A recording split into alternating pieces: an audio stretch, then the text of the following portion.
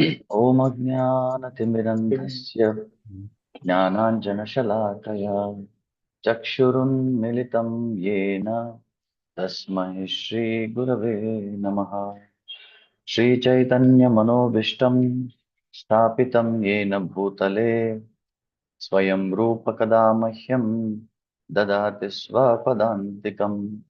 वन्देऽहं श्रीगुरोः श्रीयुतः पदकमलं श्रीगुरुं वैष्णवांश्च श्रीरूपं साग्रजातां सहगण रघुनाथान्वितं तं सजीवं साद्वैतं सावधूतं परिजनसहितं कृष्णचैतन्यदेवं श्रीराधा कृष्णपादान् सहगण ललिता श्रीविशाखान्वितांश्च नमां विष्णुपादाय कृष्णपृष्ठाय भूतले श्रीमते भक्तिवेदान्त स्वामिनिति नामिने नमस्ते सरस्वते देवे गौरवाणी प्रचारिणे निर्विशेष शून्यवादी पाश्चात्यदेशतारिणे मूकं करोति वाचालं पङ्गुं लङ्घयते गिरिं यत्कृपातमहं वन्दे श्रीगुरुं दीनतारिणम्।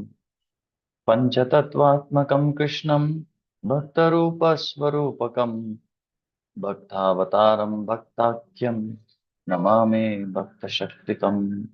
आराध्यो भगवान् व्रजेशतनयस्तद्धाम वृन्दावनम्। रम्या काचिदुपासना व्रजवदौ वर्गेण या कल्पिता श्रीमद्भागवतं प्रमाणममलं प्रेम पुमार्तो महान्। श्रीचैतन्यमहाप्रभोर्मतमिदं तत्राधराना परः। हे कृष्ण करुणा सिंधो दीनबंधो जगत्पते गोपेश गोपिका कांत राधा कांत नमोस्तुते तप्त कांचन गौरांगी राधे वृंदावनेश्वरी वृषभानुसुते देवी प्रणमामि हरिप्रिये वाञ्छाकल्पतरुभ्यश्च कृपा सिन्धुभ्य एव च पतितानां पावनेभ्यो वैष्णवेभ्यो नमो नमः। जय श्री कृष्ण चैतन्य प्रभु नित्यानंद श्री अद्वैत गदाधार शिवासादि गौर भक्तवृंद। हरे Krishna Krishna Krishna Hare Hare Hare Ram Ram Ram Hare Hare.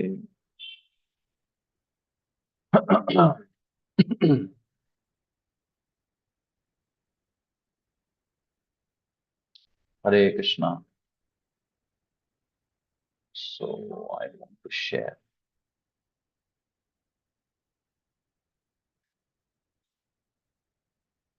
There is this option share.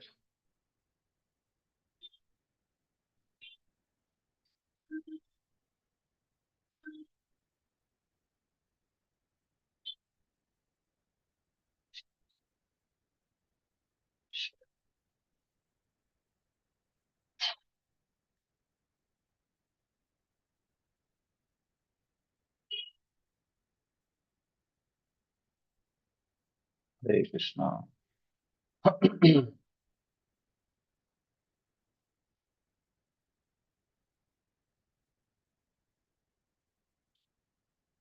Just give me a moment. I'm just setting up the yeah. So welcome back to our Bhakti Shastri session. I think today is the sixth session. So last session we completed first chapter ninth verse. So from today, now we will see. We'll start from 10th. अपर्या अपर्याप्तं तदस्माकं बलं भीष्माभिरक्षितं पर्याप्तं त्विदमेतेषां बलं भीमाभिरक्षितम्। One Prabhuji, one Mataji can read. पर्याप्तं तवस्माकं बलं भीष्माभिरक्षितं पर्याप्तं तमिदमेतेषां बलं भीमाभिरक्षितं Mataji.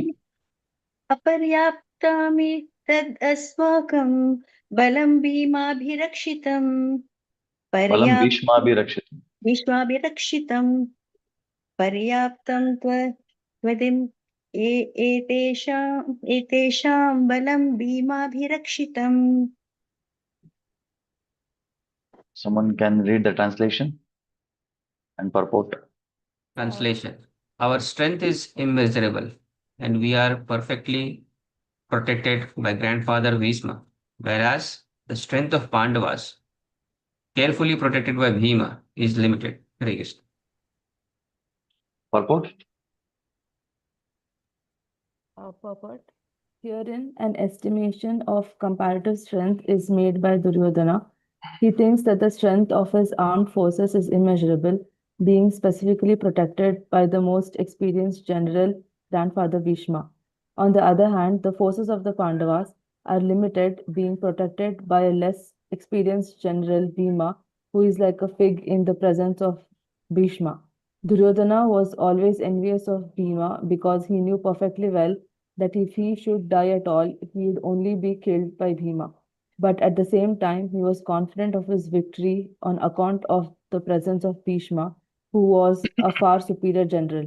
His conclusion that he would come out of the battle victorious was well ascertained. Yeah. So, so here every acharya gives us different dimensions about every verse, every chapter, every word. So the entire concept, every shloka, when we read, we can understand in many ways. So I was trying to discuss how Vishwanath Chakravarti Thakur gives a very interesting understanding, which we are going to explore about this verse.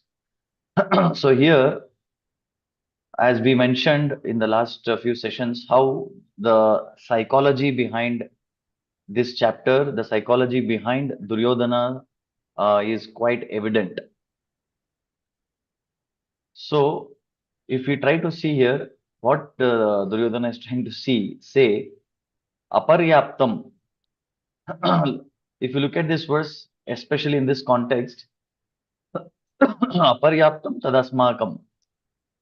Tataha, last time I discussed, tataha word has two meanings. One, anybody knows tad. Here, aparyaptam tad asmakam. What is the meaning of tad or tataha?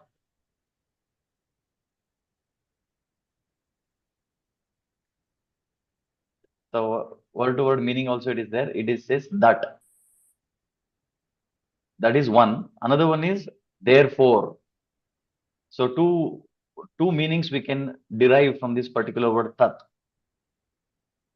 So tataha means therefore. He is drawing a conclusion here. What he is saying? Asmakam balam. Our army. That is tataha. Now, if you remember, I spoke about this grammar in the last session or last session. Tat means that. When you say that, when something is far, and idam, this is something very close. Now you see what Duryodhana, what kind of words Duryodhana is using here. He is saying, tataha, so asmakam aparyaptam tad asmakam balam bhishmabi rakshitam. So he is saying asmakam tad asmakam balam. That means his army is looking very far. That tad asmakam balam aparyaptam bhishmabi rakshitam. It feels as if our army is slipping out of our hands and moving away from us. You can understand that? Very, very subtly, many things are communicated here. Asmakam balam tataha. The beauty of this is the beauty of Sanskrit, beauty of the words. Tataha asmakam balam. Tataha asmakam. That army of ours. This army of Pandavas. Idam etesham balam. Tad asmakam balam. Are you getting the point here? That army of ours versus this army of Pandavas. I'll repeat again, very subtle meaning. That army of ours. Where is Duryodhana speaking from? He's saying his army, he is referring as that. And Pandavas army saying this. So he's looking, he's seeing as if his party, his army has already gone far away. And he's referring Pandavas as this. So he is realizing like this, and look at his psychology, how it is working.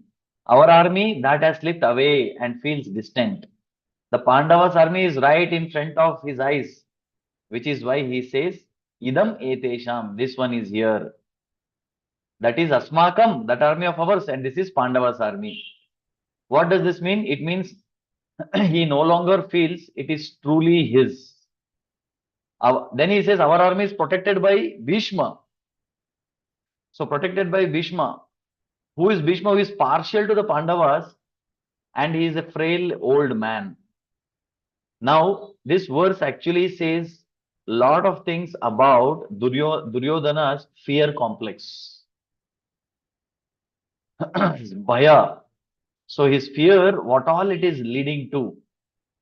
Actually, what he should have said, now he knows his army, he knows Pandava's army. He himself in the beginning very clearly mentioned to Dronacharya who is leading Pandava's army.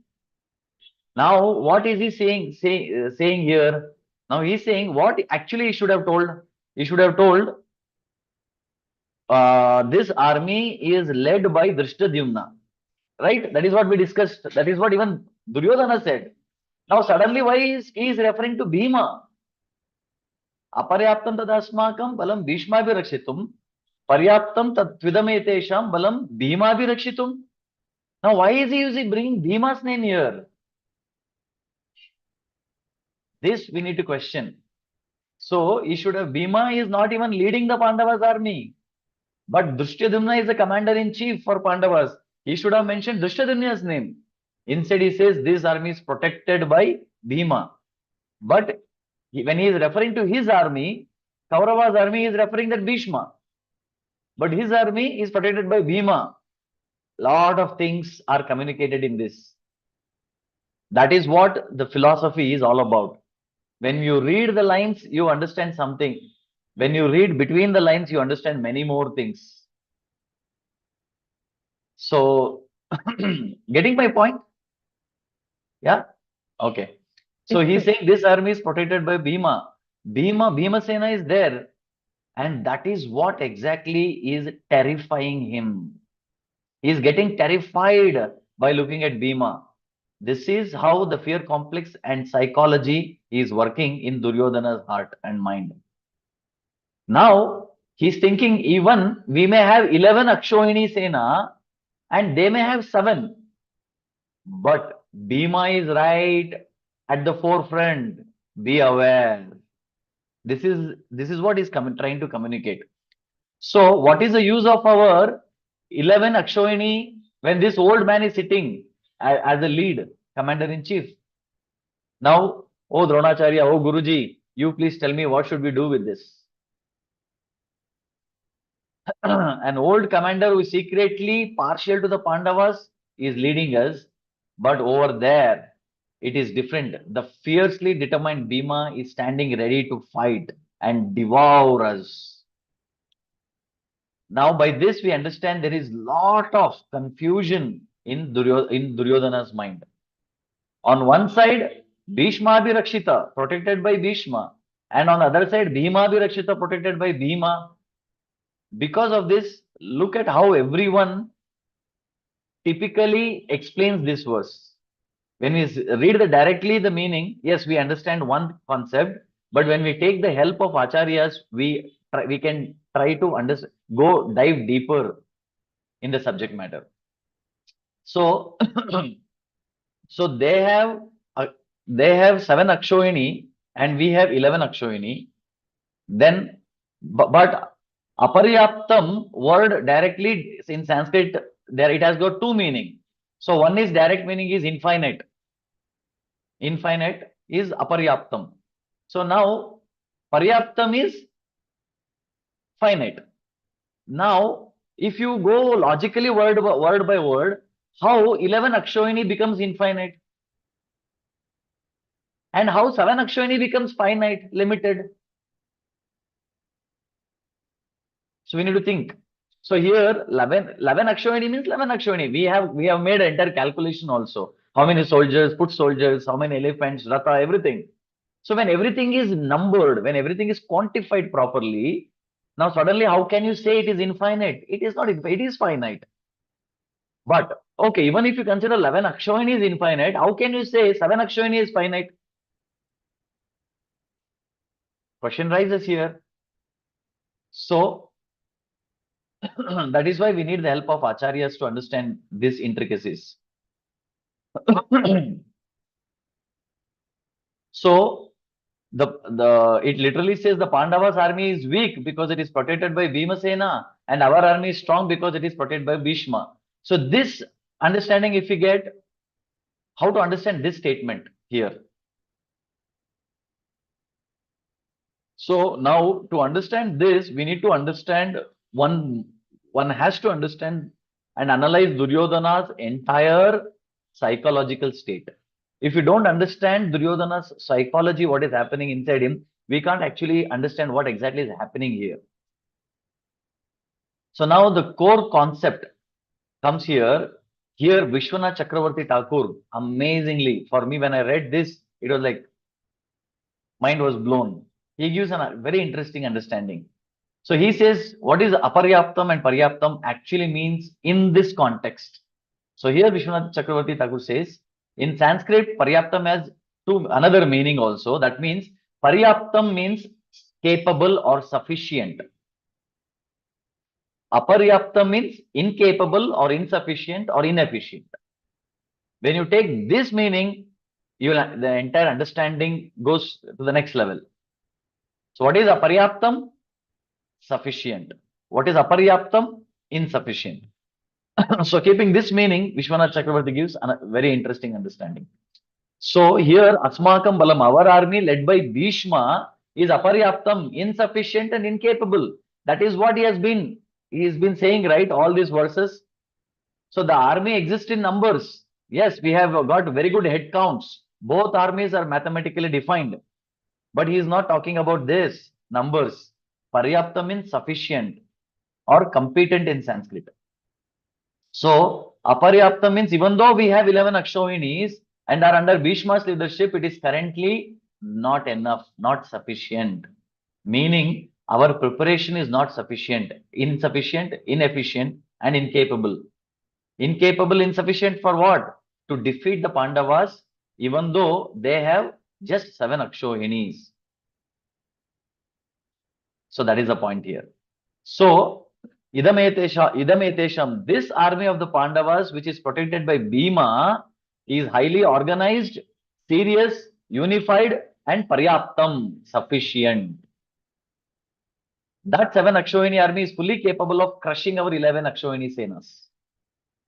So here paryaptam means competent, capable. Even though it is smaller in number, but it is tightly knit, well organized, and structurally secure. Therefore, numbers do not matter, structure and organization matter. So here the purpose of fight matters. In our camp, people have gathered without even knowing who are they. Actually speaking, there was a lot of political chaos in the war field.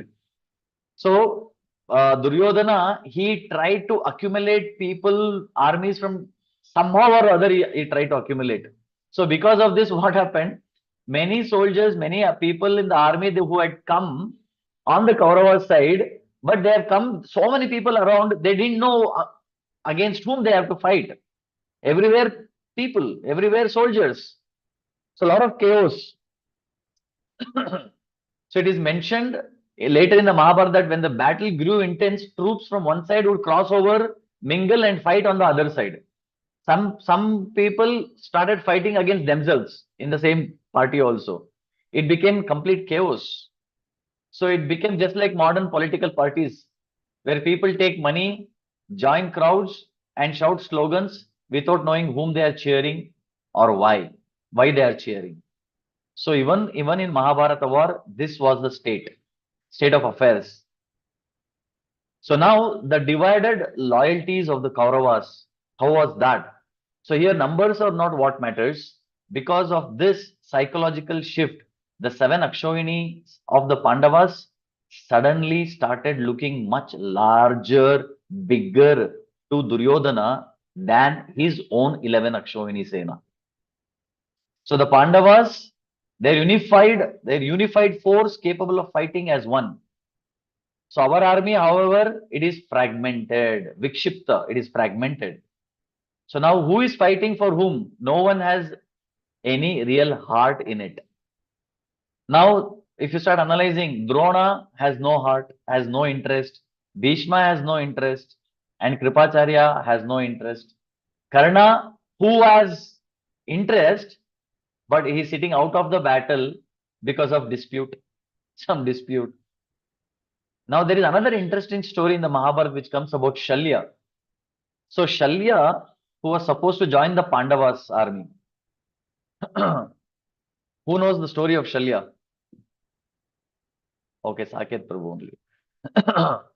You want to say? You want to tell the story? Which project? I can try. Yes. Hare Krishna. So Shalya was the brother of Madri, who is the mother of Nakul and Sahadev. So he was the mama of the maternal uncle of the Pandavas. So he had planned that he wanted to go, and he had a huge army, and he himself was a very well-renowned Sarathi who could be a very wonderful charioteer himself. And so he was going to the Pandavas, and on the way, Duryodhan implied his strategy. And what he did was he made some proper tents and resting places without any banner. So Shalya thought that Pandavas are welcoming me. And he took their hospitality, and they were treated very well. Almost wherever their army was moving at, few miles for their comfort, Duryodhan had made adjustments, and he had made everything ready. He had made a lot of preparations and everything. And Shalya became very happy and told the head chief of Host. taking care there. He told him that. Tell your master that I'm so happy with you, he can ask anything of me. And then Duryodhan enters, and Shalya realizes that I have been cheated. And then Duryodhan says that I would like you to join my army.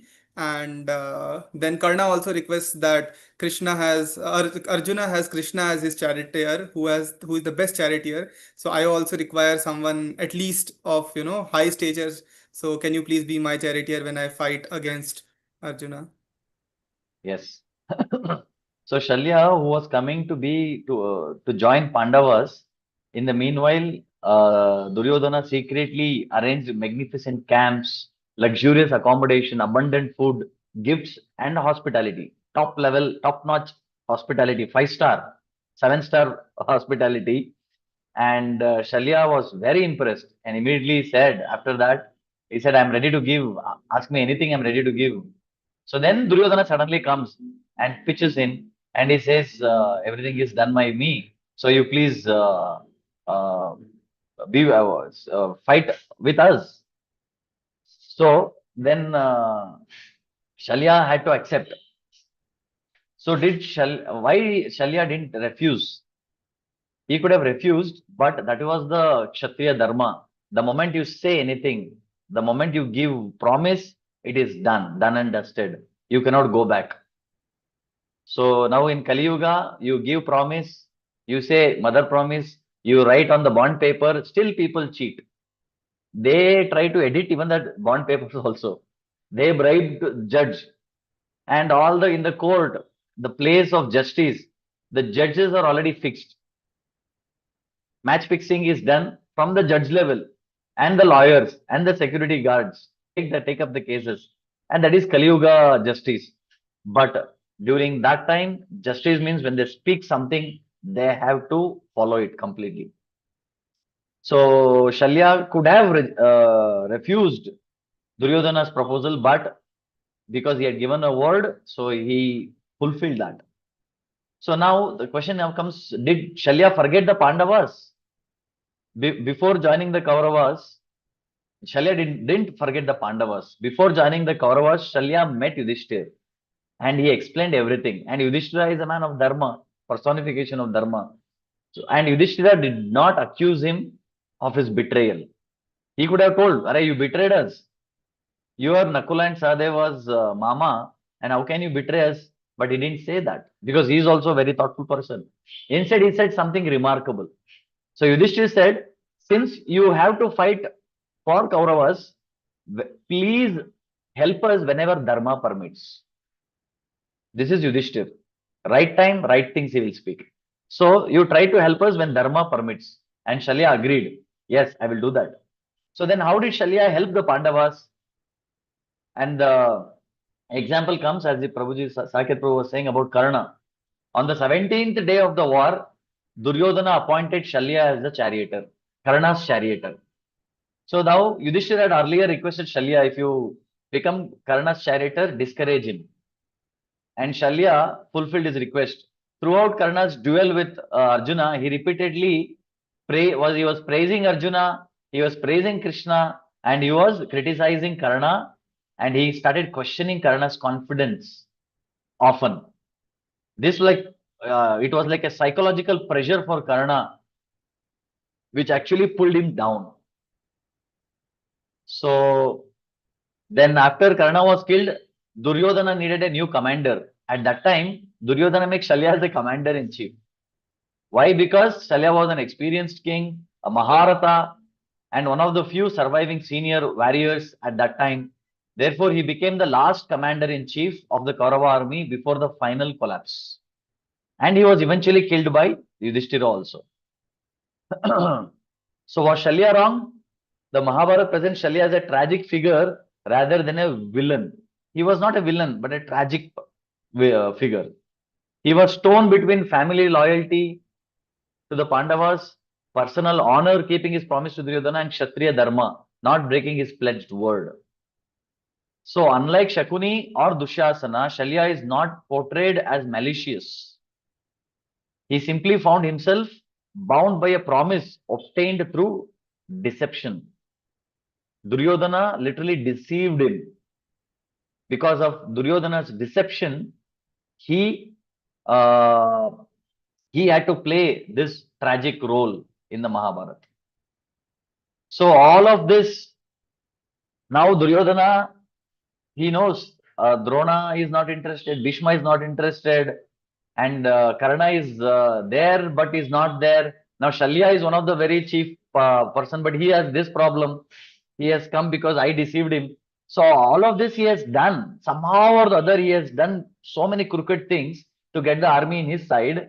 But back of the mind, he's always feeling guilty and he's always feeling what is going to happen. A lot of negative thoughts. See, this is one of the reasons for being negativity. Because sometimes we make mistakes and to cover up that, we try to put on drama, but back of the mind, heart of heart, we will be suffering throughout. So that is why truthfulness is very important. When you are truthful, then what happens? You don't have to feel guilt. You don't have to live with guilt.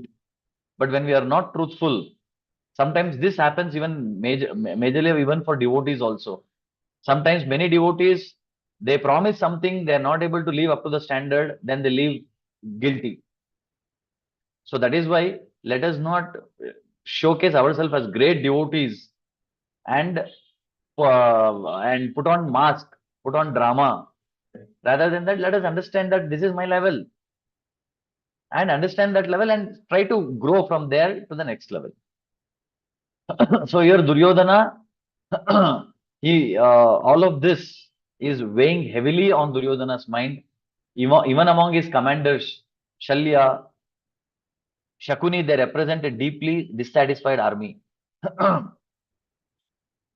So now what must be Duryodhana's mindset now?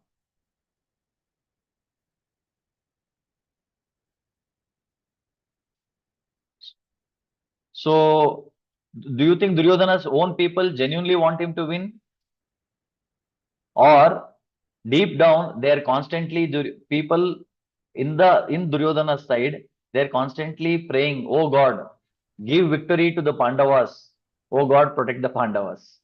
This is what most of the chief officers, army officers, they are praying.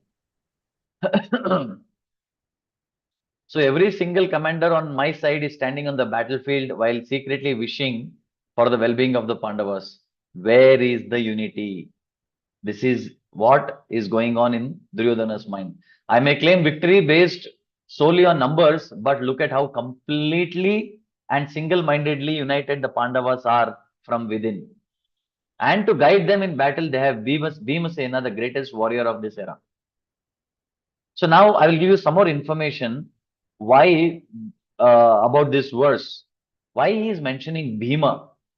When he is mentioning Bhima, what exactly is the psychology behind this verse? Psychology behind mentioning the name Bhima. So here, why Bhima Bhirakshitum, that Paryaptam Tudam Etesham Balam Bhima Bhirakshitum, he is saying that because that is exactly why he invokes Bhima's name right against Bhishma's. So why Duryodhana is glorifying Bhima here? When we take Paryaptam as sufficient, why he is taken the name Bhima rather than Drishtadyumna or anybody else in that matter? Why Bhima's name came in forefront? So Duryodhana himself has glorified Bhima in Mahabharata. Duryodhana had greatest regard for Bhima and Bhima's prowess. I will prove from Mahabharata here. Now, one simple example. We all know in the Virata Parva, when Kichaka got killed, when the news of Kichaka's death arrived, the Pandavas' whereabouts were still unknown. This is what 12 years of exile is over. Now, the 13th year, the Pandavas have to be in incognito. So, Duryodhana had sent his spies everywhere. Now, upon hearing the news, he concluded, when Duryodhana heard Kichaka is dead, then immediately Duryodhana said, if Kichaka is dead, then go to that place, Virata, where Virata is there. Definitely, Kichaka, nobody can kill Kichaka other than Bhima. Then the spies told Duryodhana, no, actually, it is Gandharvas who have killed Kichaka. So then Duryodhana said that Gandharva is Bhima only. So nobody else can kill Kichaka. Then those Gandharvas must be Pandavas. Now what exactly had happened is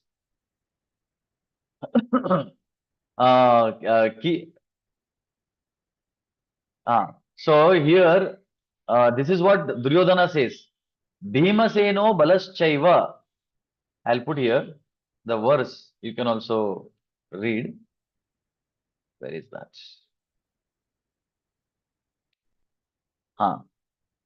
Bhimaseno balaschaiva madrarajascha viryavan kichakascha mahaviryas chaturto nasti panchamaha. He's saying Bhimasena, Bala means Balarama, then valiant king of Madra, Shalya, and the mighty Kichaka. These are the 4 great men of immense strength at that time. There is no fifth. This is what Duryodhana is saying. Bhimaseno balaschaiva madrarajascha viryavan kichakascha mahaviryas chaturto nasti panchamaha. In terms of pure physical strength and mace warfare, Bhimasena stands as undisputed number 1 in the world. Not just in Hastinapur or anywhere. In the entire world, he stands out. After him comes Guru Balaram. Third is Shalya and fourth is Kichaka.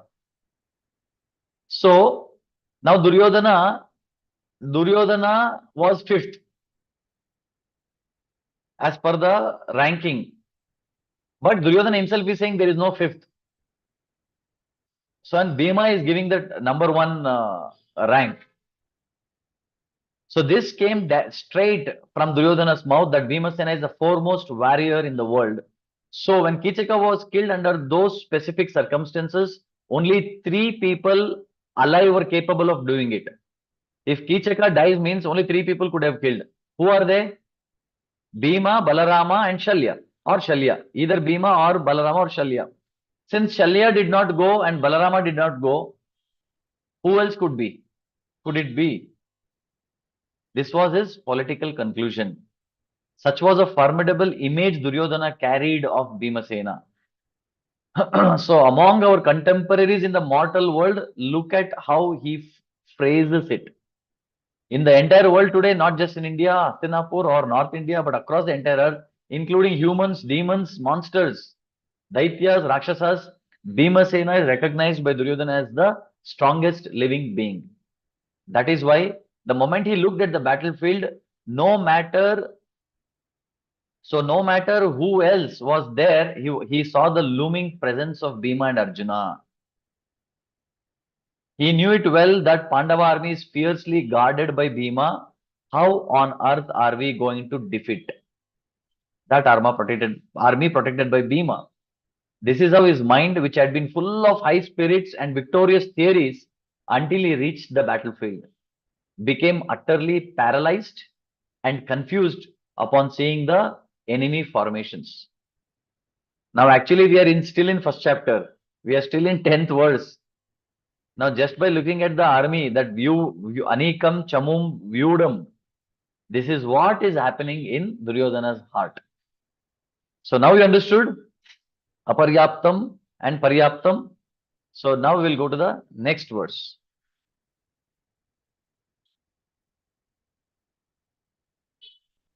11th verse. Ayaneshu cha sarveshu yata bhagam avastitaha bhishmameva abhirakshantum bhavantah sarva eva hi. So in the normal Bhagavad Gita tune, Ayaneshu cha sarveshu yata bhagam avastitaha bhishmameva abhirakshantu bhavantah sarva eva hi. On Prabhuji and Mataji, please. अयनेषु च सर्वेषु यथा भागम् अवस्थिताः भीष्ममेवाभिरक्षन्तु भवन्तः सर्व एव हि. Mataji.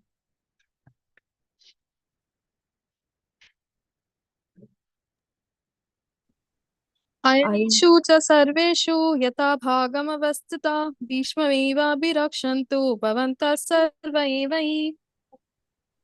Yeah. Others can switch on the video, please. Those for others, it matters. For attendance, it matters.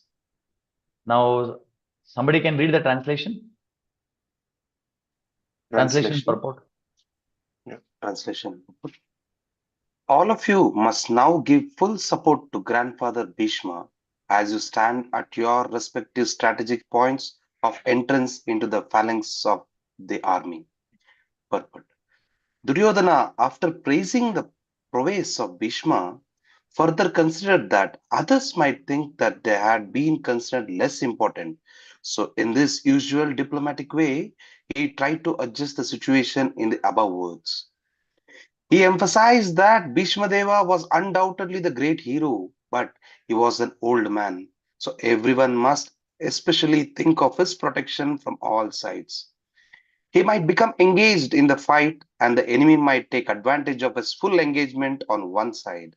Therefore, it was important that other heroes not leave their strategic position and allow the enemy to break the phalanx. Duryodhana clearly felt that the victory of the Kurus depended on the presence of Bhishma Dev. He was confident of the full support of Bhishma Dev and Dronacharya in the battle because he well knew that they did not even speak a word when Arjuna's wife Draupadi, in her helpless condition, had appealed to them for justice while she was being forced to appear naked in the presence of all great generals in the assembly. Although he knew that two generals had some sort of affection for the Pandavas, he hoped that these generals would now completely give it up as they had done during the gambling performances. Yes. So here, translation purport by His Divine Grace, A.C. Bhaktivedanta Swami Srila Prabhupada. So here, he's commanding to protect the commander. So, what he is saying here, Ayaneshu cha sarveshu, what must all of you should do now? Bhishma mevapi rakshantu bhavantah sarva evahi. Therefore, since we have Bhishma at our front as a supreme commander facing Bhima, we do not know what extent Bhishma will actually fight. So, for one, compared to Bhima, Bhishma is severely disadvantaged in terms of age and raw physical strength. Being an elder, he honestly lacks the aggressive confidence needed to match Bhima's power. Secondly, deep down in his heart, Bhishma harbors immense love and affection for Bhima. So, this is what is going on in Duryodhana's mind. What if he just sits through the war without fighting? There is a lot of ambiguity when it comes to Bhishma because Bhishma is in the forefront. He should not step back. So, he is making sure that somehow he wants Bhishma to be more aggressive and he wants Bhishma to seriously contribute in the war. Therefore, what he is saying now, at all strategic entry points, Ayaneshu means what? An ayana refers to the entry points. Ayana means movement. Ramayana, movement. The Rama's movement. So Ayana, Dakshinayana, Uttarayana. Ayana of sun. This is Ayana. So here, Ayaneshu cha sarveshu. Ayana refers to the entry points in a military formation. Vyuhas. We discussed about vyuhas, right? In different vyuhas, where enemies, in every vyuha, there is one entry point. And where enemies can potentially break through this point and enter this Ayana. So, if you do not stand firm at these entry points, which are like strategic points, the enemies will breach the lines, get inside, and slaughter everyone within the formation. So, he commands at all the entry points where the enemy might breach our defensive walls, you must prevent them from entering. Ayaneshu cha sarveshu, all of you must protect our poor old Bhishma. What kind of command is this? Take care of our old grandfather Bhishma and keep an eye on him to see if he's actually fighting honestly or not. Yatha bhagam avastitaha. Take your respective positions. Bhagaha, yatha bhagaha. Distribute yourselves across your assigned stations and stand firm. Whom should we have been saying this to? He says this to the generals who are supposed to be under Bhishma's command.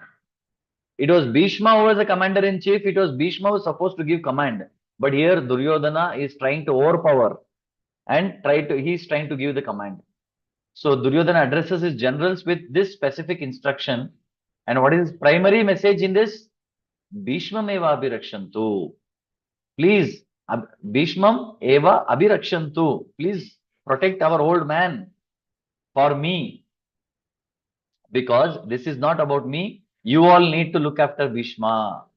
Bhavantah sarva eva hi. You should all take care. So that old man is crucial to you, but I am the one who matters here. Thus, in every single word he utters, there is pain, there is trembling, and there is a lot of negativity. So, the Bhagavad Gita beautifully captures this entire complex psychology of Duryodhana through his distinct manner of speaking in these verses. And very interestingly, Prabhupada mentions there is one hope for Duryodhana.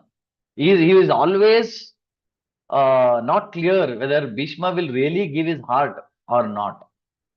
But Prabhupada writes here, both Bhishma and Drona supported when Draupadi was stripped naked.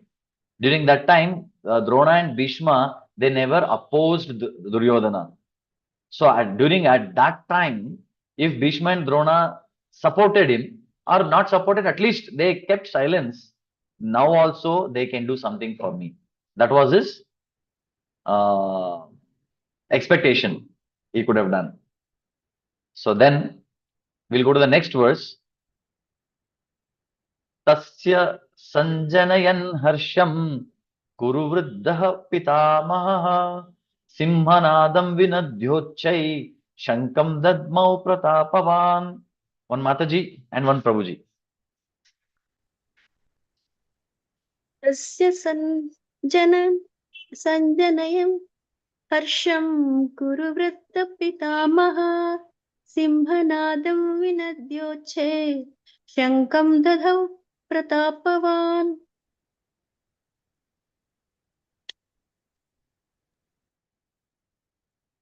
Tasya sanjanayan harshan.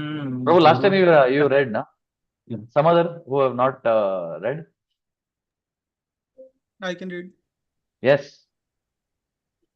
तस्य सञ्जनयन् हर्षं कुरु वृद्धपितामहः सिंहनादं विनद्योच्छैः शङ्खं ददमौ प्रतापवान्.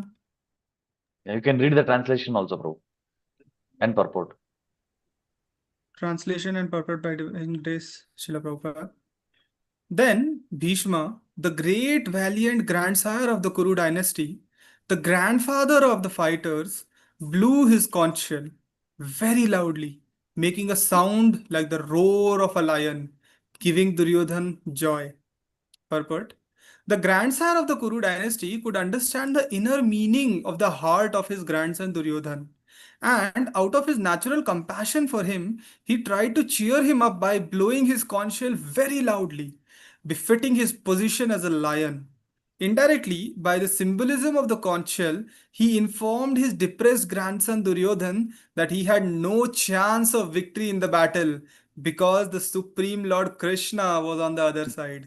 But still, it was his duty to conduct the fight, and no pains would be spared in this connection, in that connection. Yeah. See, in the last verse we discussed about Paryaptam, Aparyaptam.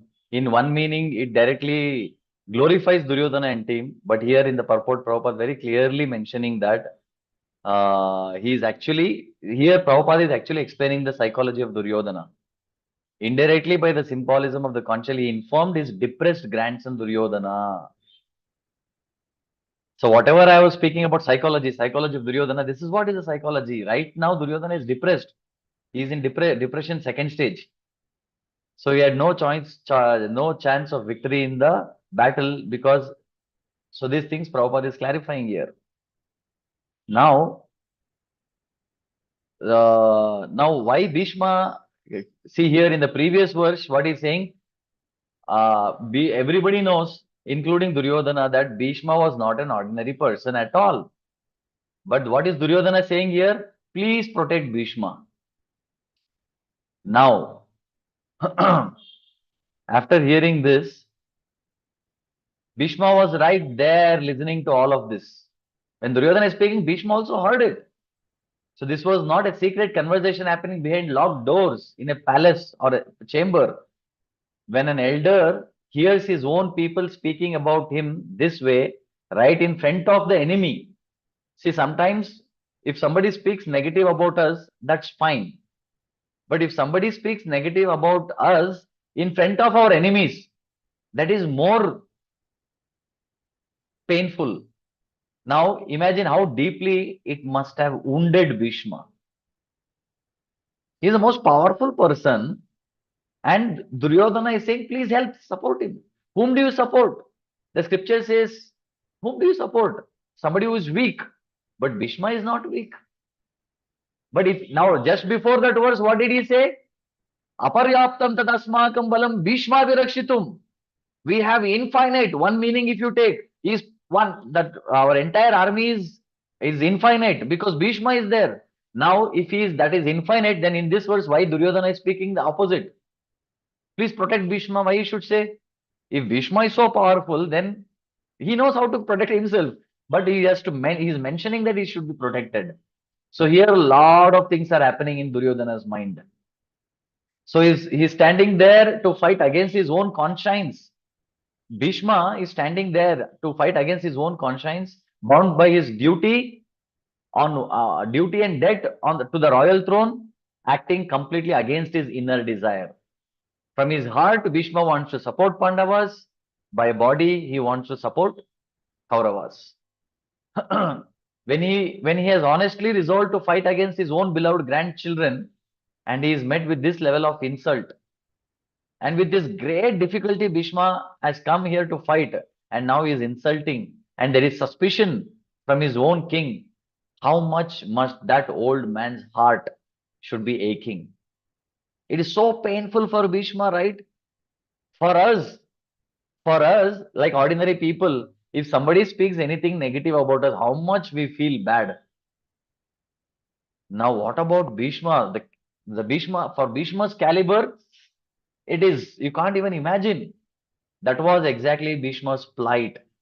Yet, swallowing all his immense grief, Bhishma moved forward to reclaim the dignity of his grandson. He understood Duryodhana is in depression. Prabhupada very nicely saying, he is definitely is in depression. Now it has to be solved. He should be given some strength. So then Bhishma, the great valiant grandsire of the Kuru dynasty, the grandfather of the fighters, blew his conch shell very loudly, making a sound like the roar of a lion, giving Duryodhana joy. Tasya Sanjanayan Harsham. Look at Duryodhana's profound grief here. The word Harsham, joy, Harsham or joy is used because Duryodhana had completely lost his nerve. Because Duryodhana had completely lost, it has to be given for him. He was stumbling in anxiety and speaking words of utter despair. So to restore his confidence and fill his heavy heart with cheer, Bhishma did this. Sanjayanam Harsham, to kindle enthusiasm in him, Kuru Vriddha Pitamaha, the grand old patriarch of the Kuru clan, the grandfather took action despite feeling deeply hurt by his grandson's cutting words. Even though hearing those cutting words, he was deeply hurt, but still he is going out of the way. If we were in his place and our grandson spoke to us like that, we would have collapsed right there from the shock, or beaten our grandson thoroughly, taught him a lesson. But instead, Bhishma roared like a lion. That lion roar was a traditional battle cry of a commander-in-chief, signaling the entire army to get ready for the war. Along with that thunderous roar, Shankam Dadmau, he blew his war conch. Now, in those days, they did not have telephone to sit and coordinate, to send messages. Okay, so the army in that area, in this position, in this particular view her. So get ready. Now I am blowing the conch shell. Now let us fight. There was no phone, WhatsApp messages, no groups, right? No frequencies, nothing.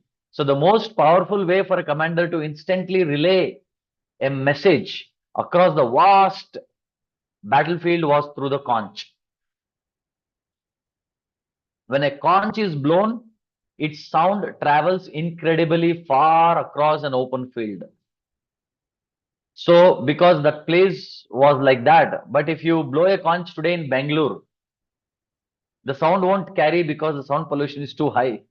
In Bangalore, if I blow it here, the next neighbor will not listen because the power of the conch is not there. The blower, I don't have so much of strength, and there is noise pollution, so much of noise pollution. But back then,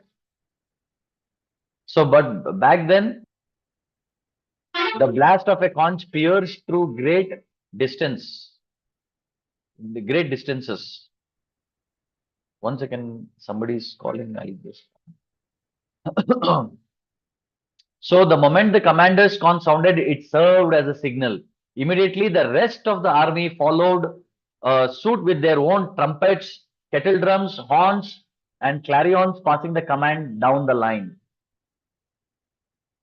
It was their version of a software call or a network response working in the background. So blowing the conch was the definitive signal, the commander's official green light for the commencement of the war. It is said that he roared like a lion specifically to address his grandson's doubt also. So it was like as if Bhishma is saying, did you think this old man has lost his fire? No. He let out a magnificent masculine lion roar followed by the blast of his conch and showing that he is Pratapavan. He was a warrior of immense legendary prowess. So to understand his true fury or to understand his true fiery nature, consider what happened during Yudhishthira's Rajasuya Yagya. So Bhishma was not an ordinary person. During the Rajasuya Yagya, when Shishupala protested against Krishna receiving the prime worship, he insulted Bhishma. He said, we only let you because you are an old man. Otherwise, we would have dealt with you long ago. You are a fragile old man. So because of that, we spared you, but you are crossing your limits. Always don't come here. Krishna is great. Krishna is great. You need to worship Krishna as ultimate person. No. At that time, Bhishma said to Shishupala, he stood up and he said, oh, really? Do you think, am I alive only because you pathetic kings graciously allowed me, an old man, to live? And he said, if you have guts, come on, let's fight. So, because Shishupala was one of the very powerful person at that time, and he openly challenged, Bhishma openly challenged him. And Shishupala started shivering when Bhishma spoke like that. So that was the spirit of Bhishma. Now we'll go to the next verse. Tataha shankascha bheryascha panavaanaka gomukaha sahasaivaabhyahanyanta sashabdastu mulo bhavat. Yes, someone quickly. ततः शङ्खश्च भैर्यश्च पडवानकगोमुख सहसैवाभ्यहन्यन्त सशब्दस्तु मुलो अभवत्. Yeah, Mataji. ततः शङ्खश्च भैर्यश्च Mataji, you read already. Only once. Others, let others also read.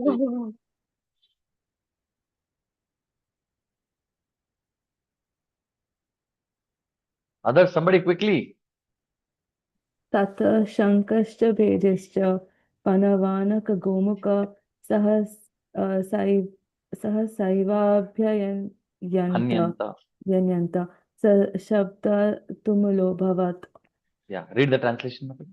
After that, the conch shells, drums, bugles, trumpets, and horns were all suddenly sounded, and the combined sound was tumultuous. Yes. Now, there is a distinct understanding about the Shankanada now. So now Duryodhana stands in a highly precarious state on the war,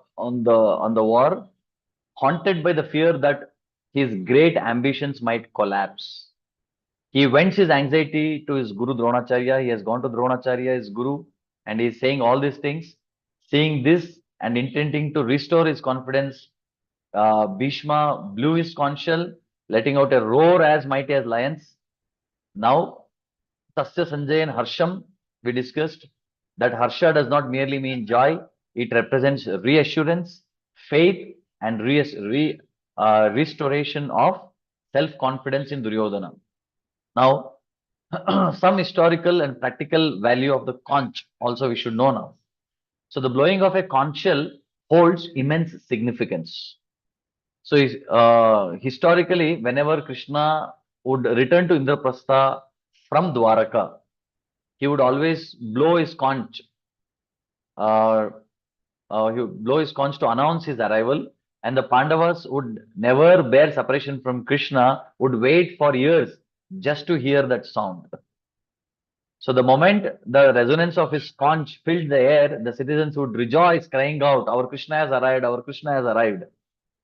But still, however, the Krishna did not invent this tradition. Yes, Krishna popularized the worship of cows, go puja, and other things. But this Shankanada, blowing of the conch, was an established necessity for the Kshatriyas. Otherwise, if you want to make some big announcement, you need some bigger sound, right? So now in Kali Yuga, we have different means. Now social media has come in a different way. It is actually reaching out to people. Earlier, this was like traditional way of reaching out to people. So warriors carried conch shell into battle for several key reasons. And Kshatriyas always would carry conch shell with them. So number one, as a declaration of strength to signal their readiness to the enemies. Second, as a long distance communication tool. So in ancient times, there were no devices capable of sending signals across vast battlefields. So somebody has raised the question hand. So we will take questions probably little later. Is it okay? Yes, please. Yes, bro. Thank you. So as a long distance communication tool and also as an auspicious invocation. The sound produced by a conch is unique. You know, there are so many instruments. Why conch is very special? Have you ever thought about it? Anybody has heard anything about conch? Why conch is very special? It's a tool, either of Sri Krishna. Other things are also there, but why only conch? Lord Vishnu holds it in his hand. Okay. Prabhuji, yeah, Prabhuji, the conch produces very high frequency sound which can be heard far. Even nowadays, trains and they use a very similar sound which even far distance can be heard. Yes, that is one of the reasons. Yes. Another very interesting reason is when conch is blown, it produces naturally resonates with the primordial sound of Omkara. That Om sound that resonates, right? So that Omkara comes. So that is why blowing it before a massive conflict, such as a Mangalacharan, a prayer for an auspicious and righteous outcome, amidst many chaotic situations, conch shell actually is very helpful. Now, it also dissolves many negative energies. Beyond communication, the conch possesses an intense spiritual cleansing property.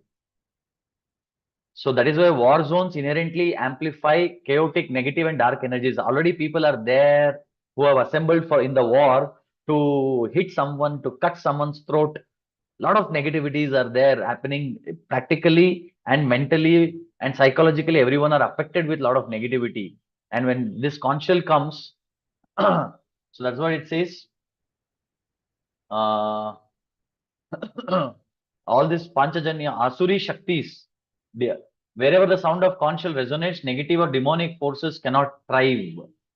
So that is why it is said, whenever there is negativities, it is practical remedy. Wherever you see, whenever people have a lot of negativities, blowing conch shell and ringing bells, it clears, gives a lot of positive vibrations. Whenever you find, that is why earlier people just as like how mantras and bell resonances dispel dark atmospheric elements, the blowing of a conch purifies the household.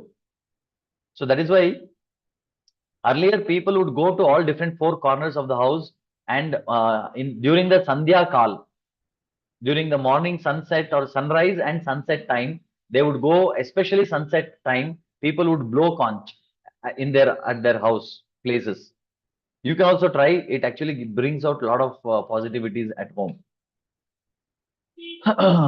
So, but in modern culture, people don't value these things. So our ancient traditions were never empty superstitions. Whatever our ancient traditions would do, it was very much scientific actually. But people don't understand all these things. So when Bhishma blew his mighty conch at the dawn of the Mahabharat war, he set off a vibration that shook the hearts of his enemies and set the stage for an epic discourse. Now, even now here many Tatha Shankascha Bhairyascha, so many instruments are mentioned here. Bhairya, Panavanaka, Gomukha, Sahasa Eva Abhyahanyanta Sashabdas Tumulo Bhava. Earlier there were like Charmavadyas. All these are Charmavadyas. So Charmavadyas, Chandravadya, Suryavadya, like that so many Vadyas are there. In Russia, people have kept all these different old time instruments. But in India, people, I have been to a couple of years back, I had been to Mangalore. In Mangalore, I saw this Bheria. So it is there in one of the temples there. Now, how does it look? I'll just give you. I have just, you can really see here. Can you see here? This is Shankar,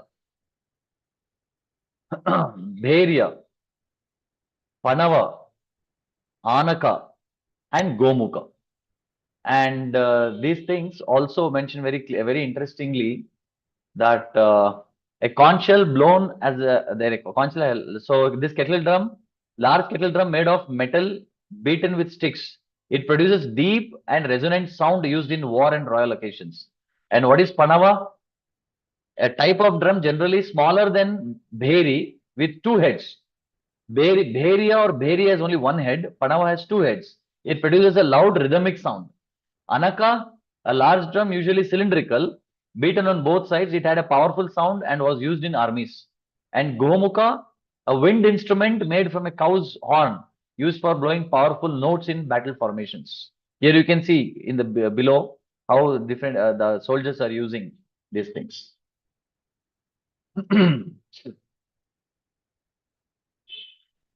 So there was Chandra. These are all, this Bheria, Panava, Anaka, they are all Charma Vadyas. These are all made using Charma, skin. And there was Surya Vadya and Chandra Vadya. So Surya Vadya, in the daytime, it was like more powerful, big sound. And Chandra Vadya was used in the night time, very little soothing sound it would give. So like that, variety of instruments were there. Now everything is gone. We don't have any place where they have maintained all these things to show us even. So then this verse says, Sahasa eva abhyahanyanta. Sahasa, of all of a sudden, eva, certainly, abhyahanyanta was simultaneously sounded. So now this was done simultaneously and abruptly. See now how Duryodhana is saying. Now I told all of you, please read all these verses and come. I don't know how many of you have read. If you have read and come, you can understand so many things here. Now when Pandavas side, when they start blowing conch, it is very systematic. Now see how these people in the Kaurava side they are using. This is suddenly things are happening. Lot of things it is actually saying us. This was done simultaneously and abruptly. Bhishma's conch blast was the initial signal or the command from the commander-in-chief. His instruction was clear. The moment he blew conch, everyone else had to sound their conch and beat their drums immediately to show readiness for the battle. Sashabdas tumulo bhavat.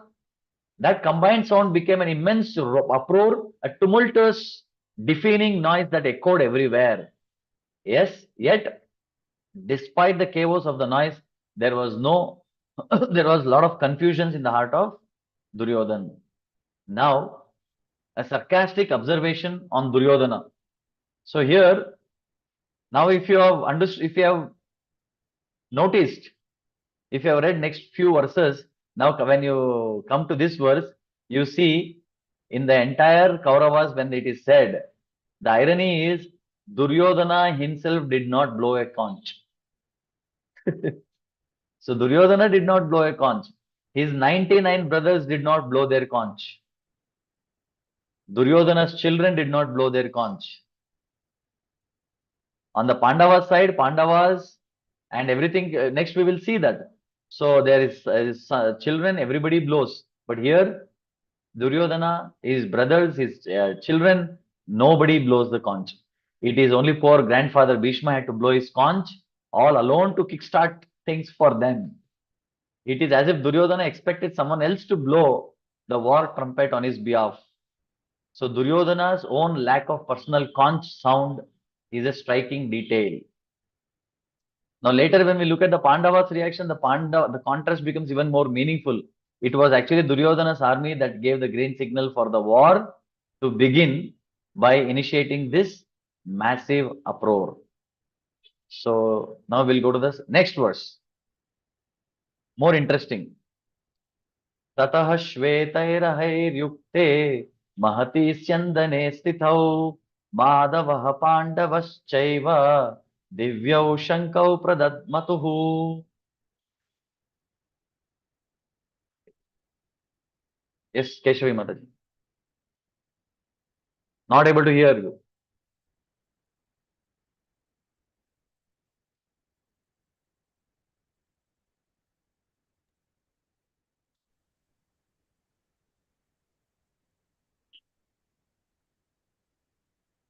Yes. Not working your mic? Yeah. ततः श्वेतैर्युक्ते महति शन्दने स्थितो माधवः पाण्डवाश्चैव दिव्यो शङ्खो प्रदद्मतु. Yeah. Prabhu?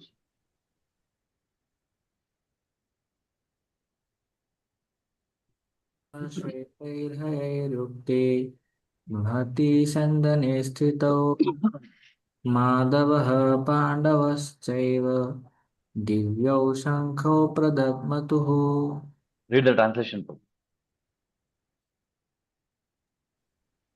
On the other side, both Lord Krishna and Arjuna, stationed on a great chariot drawn by white horses, sounded their transcendental counsels. Purport. In the contrast with the counsel blown by Bhishma Deva, the counsels in the hand of Krishna and Arjuna are described as transcendental. The sounding of transcendental counsels indicated that there was no hope of victory for the other side because Krishna was on the side of Pandavas. Jayastu Panduputranam Esham Pakshe Janardanaha. Victory is always with persons like the sons of Pandu because Lord Krishna is associated with them. And whenever and wherever the Lord is present, the goddess of fortune is also there because the goddess of fortune never lives alone without her husband. Therefore, victory and fortune were awaiting Arjuna, as indicated by the transcendental sound produced by the conch shell of Vishnu or Lord Krishna. Besides that, the chariot on which both the friends were seated had been donated by Agni, the fire god, to Arjuna, and this indicated that this chariot was capable of conquering all sides wherever it was drawn over the three worlds. Yes. So here now Kaurava side Bhishma made his blew his conch shell. Now how Pandavas are going to reply for that? Now here the grand entry of Krishna and Arjuna. Tataha Shweta Hayer Yukte Mahati Syandane Stithau Madavaha Pandavaschaiva Divyau Shankau Pradadmatuhu. Now here we need to see the discipline of the Pandavas compared to the indiscipline of the Kauravas. So while none of the top Kauravas leaders like Duryodhana blew their conch and the Pandavas acted systematically. On the Pandavas side, the war cry began with the conch blast of Lord Krishna himself. So there is a famous saying which Prabhupada also quotes, Yatha Krishna Tatho Jayaha. Where there is Krishna, there is always a victory. So because Krishna blew the conch first, it signaled that he was fully present, driving the chariot and leading the entire grand plan of the war. So now here, another interesting word is used, Mahati Syandane. What is Syandana?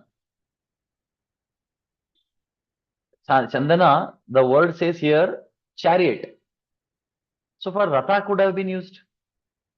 Many places Ratha is used, but why here Chandana is used? So are Ratha and Chandana different vehicles?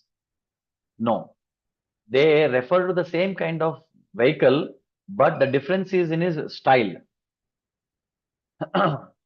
So I'll just put this small here. So here, Ratha, general term for chariot. Chandana is poetic or literary term for chariot. It is in a poetic way when you say chariot, you can say Chandana. It is common in prose, more common in poetry, and Ratha focus on the vehicle itself, but Chandana emphasizes the graceful movement. Chandana means it can graciously move. That is one of the important differences. Even the structure of the war chariot, so that also matters a lot. Unlike TV shows, in the TV shows, what you see, there are some horses in the front, and the driver is sitting behind that. Behind the driver there is a archer, and they both are like crammed. There is no space between the horses and the chariot driver and the charioteer. So here the Mahabharata explains typically the Ratha had 4 large wheels. At the rear, there was room for extra warriors or guards. Weapons and quivers of arrows were stocked systematically in both the sides. The main warrior stood in a wide elevated section, and few feet ahead of him on a separate partition platform sat the charioteer Sarathi. There was Sarathi, and there were 4 horses, and there was sufficient gap. Then there is a elevated platform. There was the Rathi or a Rathi, and behind him there was a lot of space to keep the bows and the arrows. And there were 2 guards who were supplying those things and were protecting from behind. There were so many things were happening. So the alignment of 4 horses, how it was aligned. So please read this, see this picture, very interesting.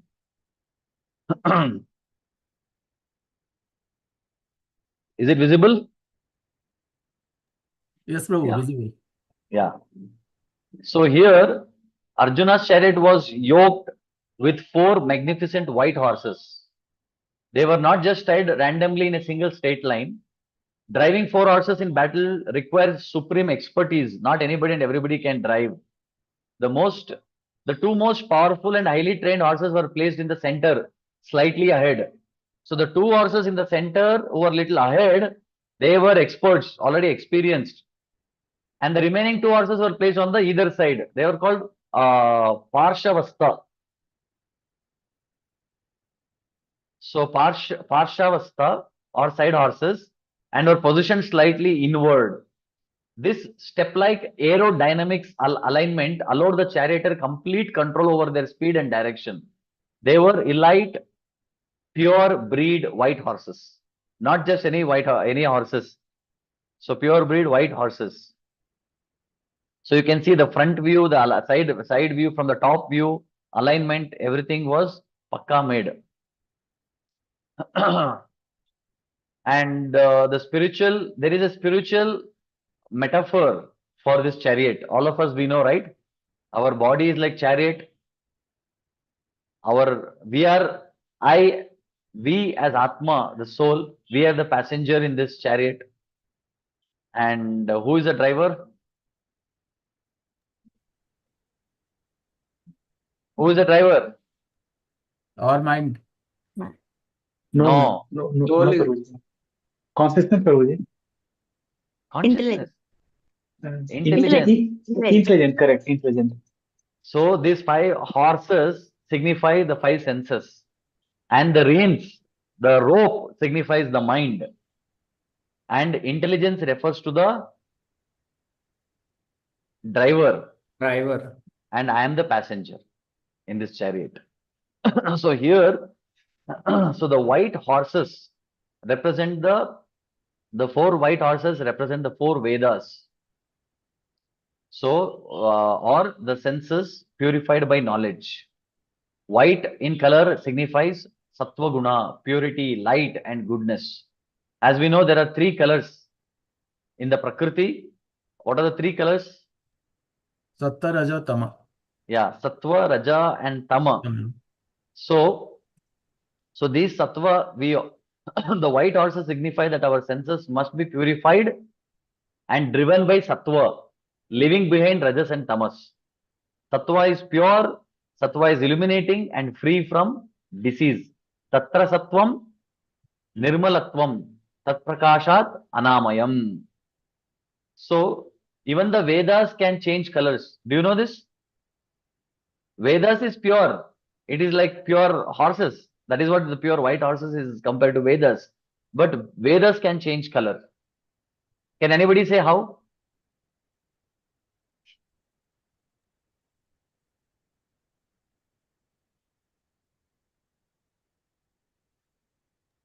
Is it there are different types of Vedas for different particular studies, like? No, even any Veda you take, it can change colors. The reader's consciousness, bro. Yes. So Vedas can change color based on who is interpreting them. If a person is dominated by Tamoguna, they will extract a dark negative meaning from the scriptures. If a person is driven by Rajoguna, they will give it a restless, egoistic interpretation. And if a person is driven by Sattvaguna, the knowledge shines white and true. So no matter how pure the divine knowledge is, the interpretation depends on our own intellect. If our mind is distorted, we can twist even the best of books.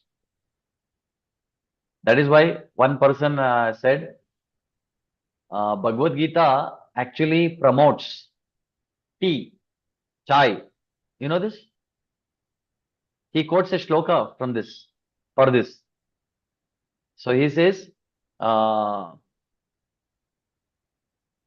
is that verse? Hridi Sannivishto, what is the starting of that verse? Sarvasya chaham hridi sannivishto. Sarvasya chaham hridi sannivishto. And he translates that as Sarvasya, everyone. Cha. Sarvasya cha. Cha means tea, chai. Sarvasya chai, Sarvasya chaham hridi. This chai is hridi, sanniv. It is very, very dear to heart, the chai. And how it is made? Sannivishto. It's using stove. So like that, pervert meaning people can give based on their level of or their mind's color. So based on that, they make their own interpretations. That is why one has to be very careful in what we are reading, what we are interpreting. So that is why Prabhupada always used to say, don't read anything else. Be very careful what you are reading. Why? Because Prabhupada is not saying that don't read Ramayana, don't read Mahabharata, don't read other scriptures. Because Prabhupada is scared, our devotees are already naive. They are new. If they come and read anything else, they get easily carried away. Because it depends on who is translating. That is why we need authentic, bona fide commentary. Otherwise, every shloka can be completely distorted. So we need to be extra careful for that. So we'll go to the next verse now. Panchajanyam Rishikesho Devadattam Dhananjaya Poundram Dadmau Mahashankam Bhima Karma Vrikodaraha.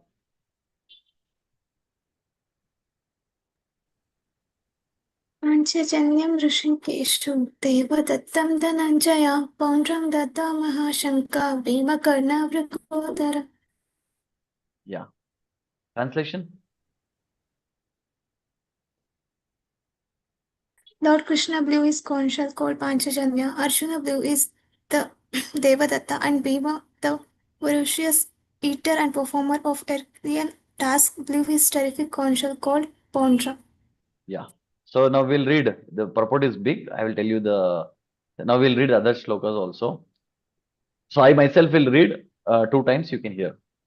This is 16 through 18. Ananta Vijayam Raja Kunti Putro Yudhishthiraha Nakulaha Sahadevascha Sughosho Manipushpakau Kashyascha Parameshwasaha Shikandi cha Maharataha Drishtadyumno Viratascha Satyakischa Parajitaha Drupado Draupadeyascha Sarvashah Prithvipate Saubhadrascha Mahabahuhu Shankan Dadmau Pratak Pratak. Translation. King Yudhishthira, the son of Kunti, blew his conch shell, the Ananta Vijaya, and Nakula and Sahadeva blew the Sughosha and Manipushpaka. That great archer, the king of Kashi, the great fighter, Shikandi, Drishtadyumna, Virata, the unconquerable Satyaki, Drupada, the sons of Draupadi, and others, O king, such as the mighty armed son of Subhadra, all blew their respective conch shells. Now from verse 15 to 18, the resounding conch shells of the Pandava army is spoken.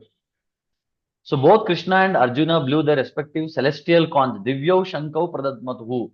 They are called divine because they were not ordinary shells, conch shells found in the human world.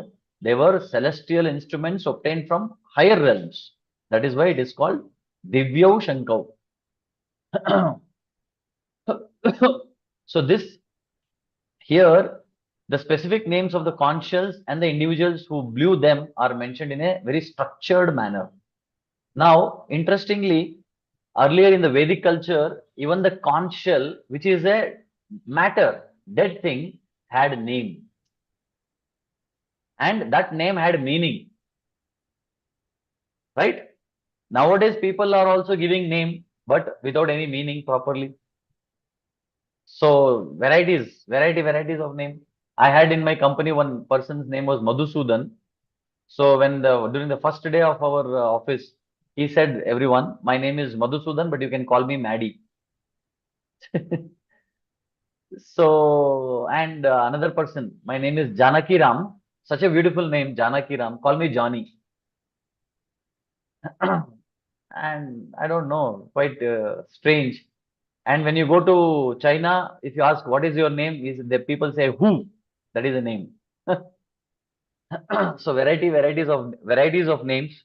But in our Sanatana Dharma, we have even dead matters have name, and that name also has meaning. So here, Rishikesha blew Panchajanya, Arjuna Dhananjaya blew Devadatta. So Lord Krishna blew Panchajanya. What is Panchajanya? Then Bhima, Poundra, and Yudhishthira, Ananta Vijaya, Nakula and Sahadeva, Sughosha and Manipushpaka. Arjuna. Huh? Devadatta Arjuna Prabhu. Yeah, Devadatta Arjuna. So, and then the Kashi Raja, he blew, then Shikandi, then Drishyadumna, then Virata and Drupada, the son of Draupadi, then Subhadra. So now, another interesting thing, I don't know how many of you have noticed, there is, if you read this 15 to 18 verses, there is something very special in this 15, 16, 17, 18, 4 verses. I will give 2 minutes time, read again. There is something very special in this 4 verses. Let me know who will decode that.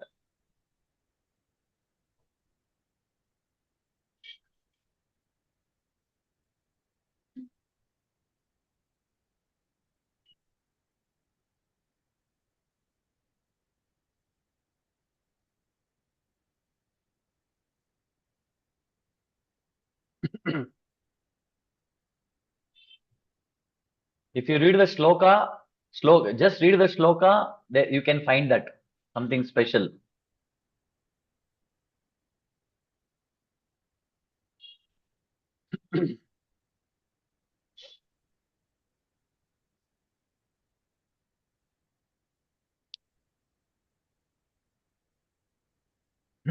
Okay, time up. Anybody got any clue? Yes, Prabhuji. Yes, who is that? Actually, Bhimas. Lord What is Krishna blew Bhimas? conch shell, it is Panchajanya. Arjuna blew is Devadatta. But only No, that is there in the sloka. Tell me Krishna something very itself. unique from by reading all these verses. This is all from Pandava's side.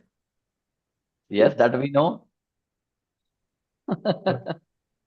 Very systematically the conch shells are blown, like starting Very by systematic. Krishna and then Yes, very Very systematically. sequential. But that is not what I'm expecting. There is something unique. Total 18 warriors who blowing the Oh, conch shells. yes.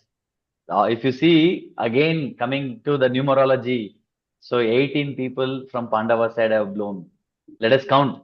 Panchajanyam, Rishikesha, Devadattam, Dhananjaya, Poundrav, Dadmo, Mahashanko, Bhima, Karma, Vrukodaraha, Ananta Vijayam, Raja, Yudhishthira, that is Ananta Raja means Yudhishthira, that is Kunti Putra, Yudhishthiraha, Nakulaha, Sahadevascha, Sugosho Manipushpakau, Kashyascha, Kashiraja, Parameshwasaha, Shikandicha, Maharataha, Drishtadyumno, Viratascha, Satyakischa, Aparajitaha, Drupado, how many? 12. And Draupadeyascha, how many sons for Draupadi? 5 sons. 12 plus 5, 17. And Saubhadra, Subhadra's son, Abhimanyu, totally 18. Again and again, Mahabharata, in the beginning, those who attended first, second sessions, you know what I'm saying now. So this 18 number is again repeating. Again, 18 is again Jaya. In the letters Ja and Ya. So again, it is Jaya. It is signifying, indicating victory. Now, so the terrifying impact of the sound, Sagosho Dhartarashtanam Hridayani Vedarayat. In the next verse, again it is, so here Madhavaha Pandavaschaiva is mentioned here in the previous verse. So, Madhavaha Pandavaha. This is something very special. So why Arjuna is known as Pandava? So Pandavas means last time also we discussed. Who are the Pandavas? All the five people. But Arjuna here is very interestingly indicated as Pandava. Why? Because among all the 5 sons of King Pandu, technically everybody is Pandavas only. But here Arjuna was the younger son of Kunti, making him particularly dear to his mother. So he is called Kaunteya or Pandava. And also Pandava, and he is also very close to Krishna. He has got very special grace and very closest proximity and intimacy with Krishna. That is why he is very special.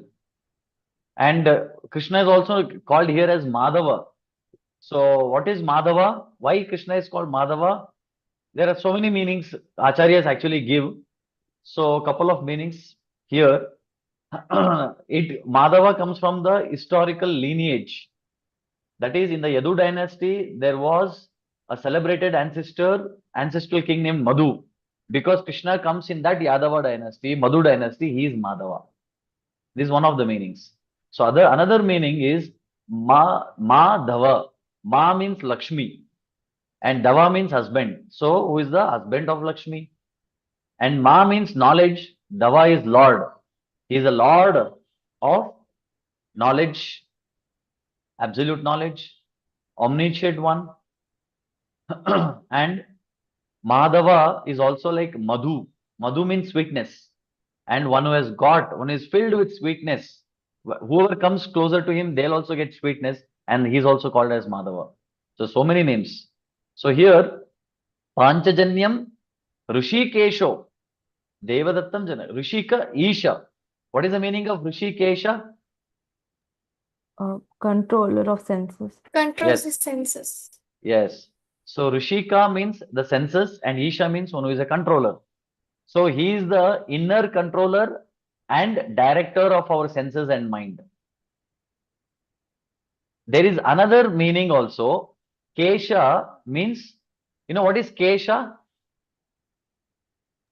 Hair. Hair. Conquer. Yeah. Conquer. So, Kesha. Kesha means hair. So one who has got beautiful hair is also called Rishikesha. And Mataji, please wait. I'll come back. And another meaning of Kesha is even the sun rays are also called as Kesha. In Sanskrit etymology, Kesha also refers to the rays of the sun. So here, Rishikesha is the cosmic energy residing within the solar system, providing the life force, the solar energy, vitality, and light to the entire universe. So that is also one of the meaning of Rishikesha. So here, Madhavaha, Rishikesha, Panchajanyam. So they actually blew very divine conch shell. So how did Krishna got the Panchajanya? Or why Krishna's conch is called Panchajanya? It was because once after the education from Sandipani Muni, Krishna asks Sandipani that I would like to give you something as Guru Dakshina. What should I give? And Sandipani Muni says, I also don't know. Wait, I'll ask my wife. So he goes to wife and he says, Krishna is asking, I want to give something. And they know very well that Krishna is the Supreme Lord. They could have asked anything. But see how the mind works. Sandipani goes and asks his wife, and she says, you go and ask Krishna that he has to bring back our dead son. So then again he comes and asks Krishna, please bring back my dead son. So then he goes to the place where under the ocean, and he comes to know that it is actually taken by Panchajana demon. So then he goes and kills that Panchajana demon, and from there he gets this conch. He is a conch demon. So that Panchajana, from there he gets the conch that becomes Panchajanya. And it is a symbol of wealth and wisdom. Along with the discus, chakra, conch. So along with chakra, the conch represents dharma. Dharma and moksha. So all these instruments of whatever God is carrying, Krishna, Vishnu is carrying, it actually signifies dharma, artha, kama, dharma, artha, moksha. So now this Panchajanya, now I will give you another table which I have made. So you can read here, see here.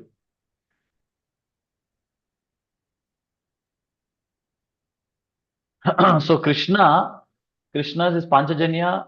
The meaning conch obtained from slaying Panchajana is a divine authority, symbolism. Arjuna got Devadatta. Why Devadatta? Because it is given by Deva, Indra, because of his tapasya, and it was God given, so it symbolizes divine mission. And Bhima got Poundra, is a great thunderous conch. It says physical strength and irresistible power. And Yudhishthira is Ananta Vijaya, endless victory, the triumph of Dharma. Nakula is Sugosha. Why Nakula is Sugosha? Because it was Sugosha, pleasant or auspicious sound. That's why it is called Sugosha. And see, for Arjuna, for Krishna, Panchajanya and Devadatta, we have history. Why it is called divine. That's why those two conches were called divine. Other conches are not called divine. So here, Poundra, I'll come back to that. So Ananta Vijaya is just a triumph of Dharma, and Sugosha name comes because of the beauty of the conch shell, what it does. It gives auspicious sound. It is called Sugosha. It symbolizes grace and clarity. Sahadevas is called Manipushpaka. Why? Because it was like jewel-like ornamented conch. So it symbolizes beauty and refinement. So, so in Mahabharata, we don't find the exact reasons for other conch shells. So one of the Acharyas says the Poundra may be one of the, because it is coming from one of the place in Bengal, and it is where it is famous. This conch shell is very famous. So that may be one of the reasons for the name of Bhima's conch. And also it is great and thunderous. And Ananta Vijaya, Sugosha Manipushpaka doesn't have any history as such. It is just named like that.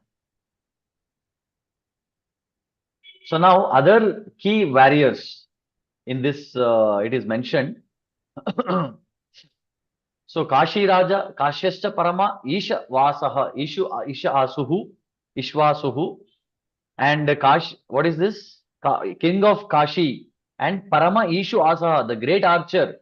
It is said this particular place of Kashi or Varanasi, they had a very special training for Ishu, the archery.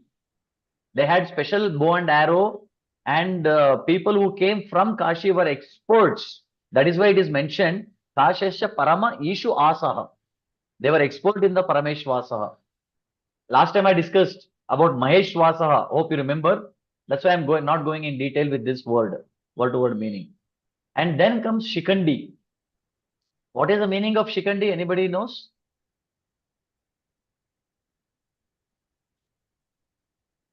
Shikandi means what to tell? Oh, then half men and half women. Half man and half woman. No.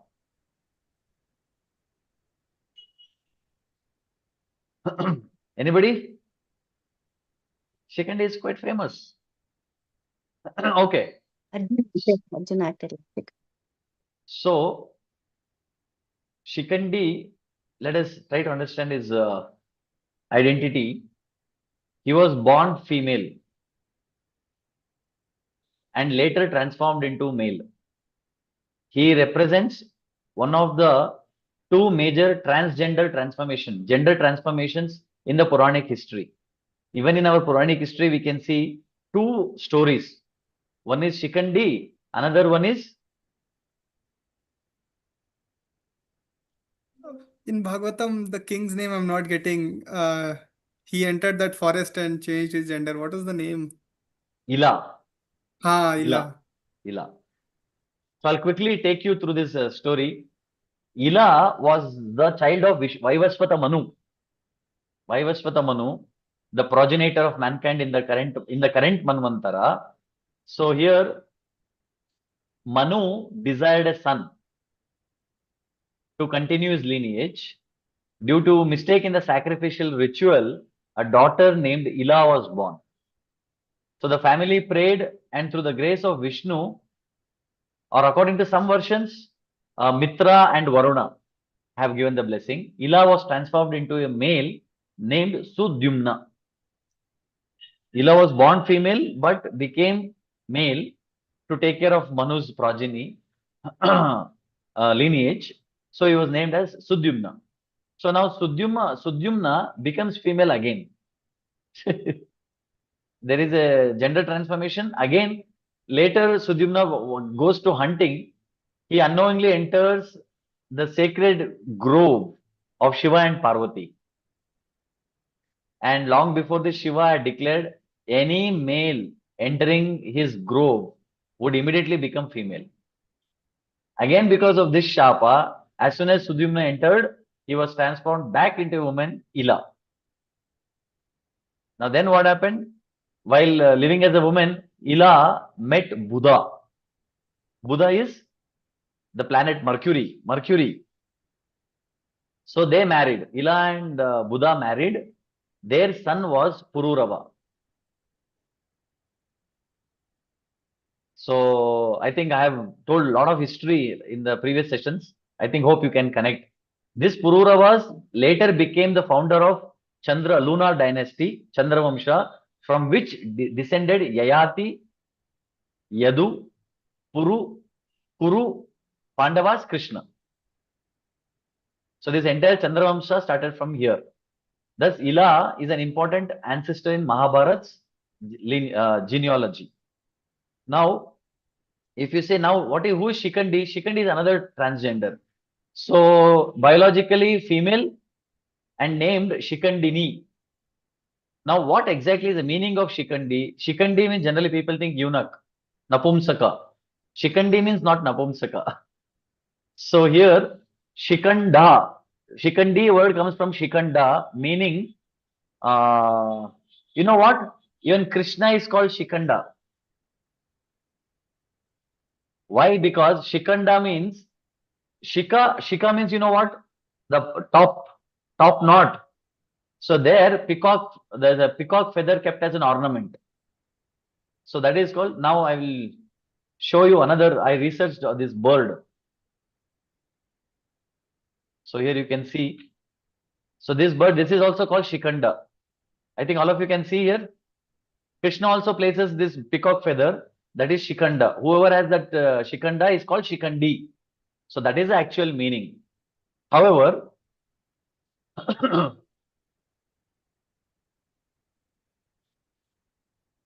so biologically Shikandini, it was Shikandini.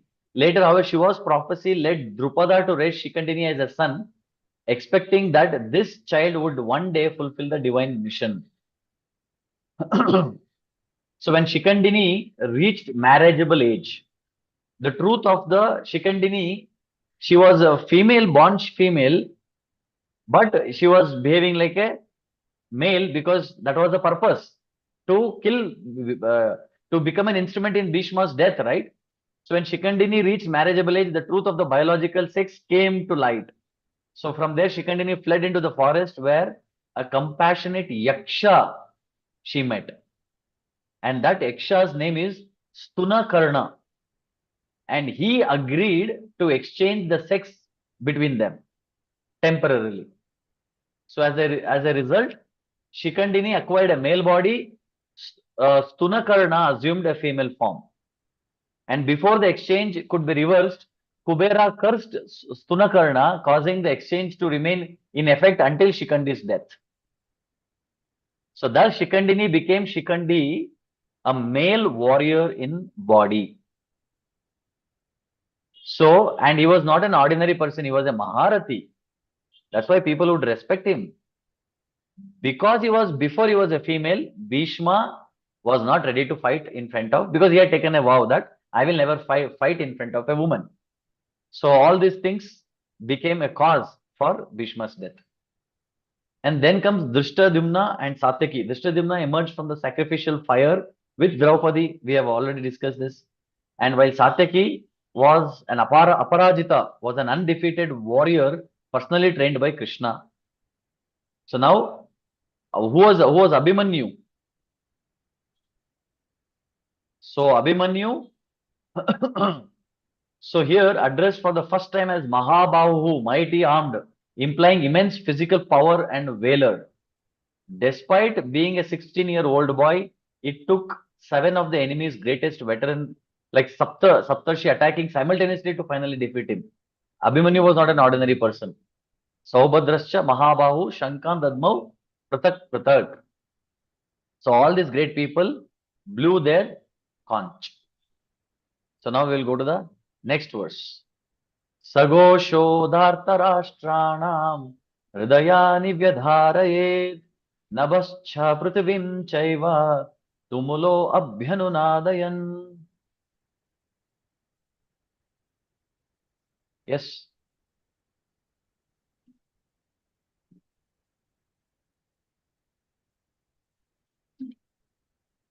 Anybody?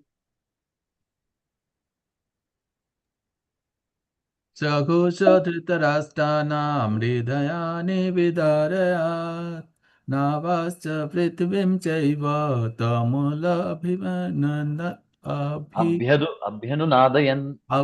Tamula abhanunadayan. Shall I read, Prabhuji, translation purport? Yes. Just read translation, Prabhu. Okay, Prabhuji. The blowing of these different conches become uproarious, vibrating both in sky and on the earth. It shattered the hearts of the sons of Dhritarashtra. Yeah. Purport, can somebody read? When Bhishma, You can carry on, Coach. when Bhishma and the others on the side of Duryodhana blew their respective conches, there was no heartbreaking on the part of Pandavas. Such occurrences are not mentioned, but in this particular verse, it is mentioned that the hearts of the sons of Dhritarashtra were shattered by the sounds vibrated by Pandavas' party. This is due to the Pandavas and their confidence in Lord Krishna. One who takes shelter of Supreme Lord has nothing to fear, even in the midst of greatest calamity. Yes. So here, Sagosho Dhartarashtanam Hridayani Vyadharayet. So why did the sound tear their hearts? It is said Hridayani Vyadharayet. So this should not be understood merely as a physical loudness of the conches. The Mahabharata is conveying a psychological and spiritual effect. The Kauravas suddenly realized Krishna himself. Again, this verse also has a lot of psychology. So the Kauravas suddenly realized Krishna himself had taken the Pandavas side. Every principal Pandava warrior stood united. Their opponents were confident, disciplined, and fearless. So now the sound announced the war has truly begun. Until this moment, the conflict had been political. Now it had become inescapable reality. Now, very interesting things here is happening here. Sagosho Dharta Rashtranam Hridayani Vedarayet. What is Sanjaya saying here? Dharta Rashtranam Hridayani. There are so many people. 11 Akshoini plus 7 Akshoini, 18 Akshoini Senas. And in that only Dharta Rashtranam. What is the meaning of Dharta Rashtranam? The sons of Dhritarashtra. Can anybody say, I have explained a lot of logic for all these things. Now let us see if somebody can crack this. Why Dharta Rashtranam word is used here?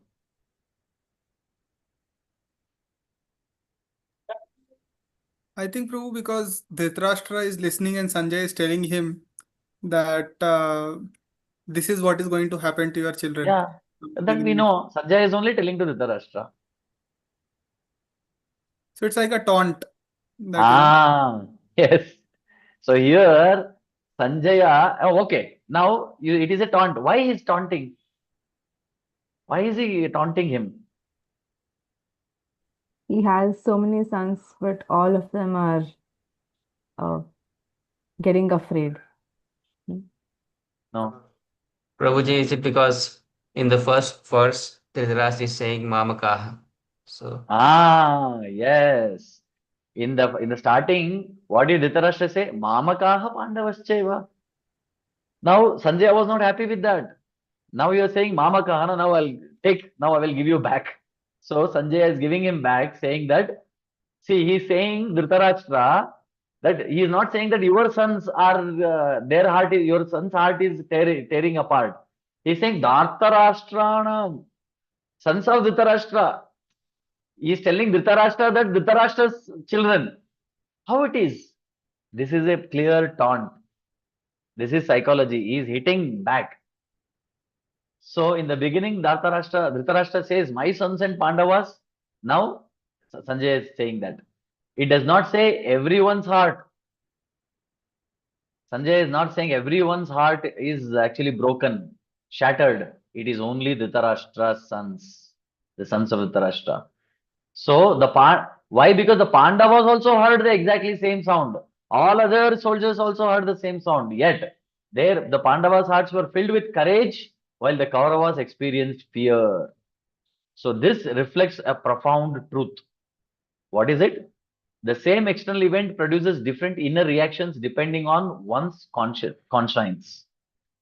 So same situation happens, but different people see things differently as per their capacity, as per their consciousness. Shankaracharya very beautifully says, he says, Eka padarthastu trida bhavati vikshitaha kunapaha kamini mamsam yogibhi kamibhi shvabhi. Beautiful verse. So Shankaracharya is saying, Eka padarthastu. There is one thing, three people sees in different ways, three people understand and desire three different things. And what is it? It is a beautiful woman, a beautiful lady, beautiful woman, a young, very good looking, very attractive, very charismatic, very seductive woman is walking. Three people are looking at her and three people are thinking in three different ways. Who are the three people? Now you can decode the shloka. It says, Eka padarthastu. This padartha is this beautiful woman. Eka padarthastu. Trida bhavati vikshitaha. Three kinds of people are looking at her. Kunapaha kamini mamsam yogibhi kamibhi shvabhi. A yogi is looking at her as a kunapa. Kunapa means a bag, a glossy, glamorous, glittering bag. So a yogi is looking at this beautiful woman as she is a bag of what? blood, urine, mucus, flesh. It is a bag which is just moving, and this bag contains flesh, blood, all these things. This is a yogi's consciousness. A kami sees this as kamini. Yogi bhi, kami bhi, kunapaha kamini. A kami sees as this lady as kamini. And kunapaha kamini mamsaha. Yogi bhi, kami bhi, shva bhi. Shva means dog. A dog is looking at this beautiful woman as mamsa. If this lady dies and body is there, the dog goes and eats that.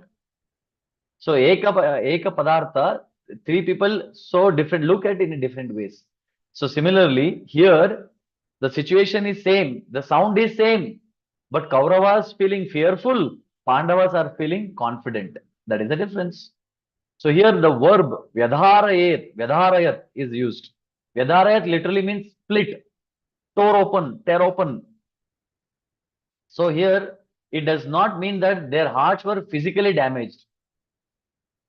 What is it exactly saying here?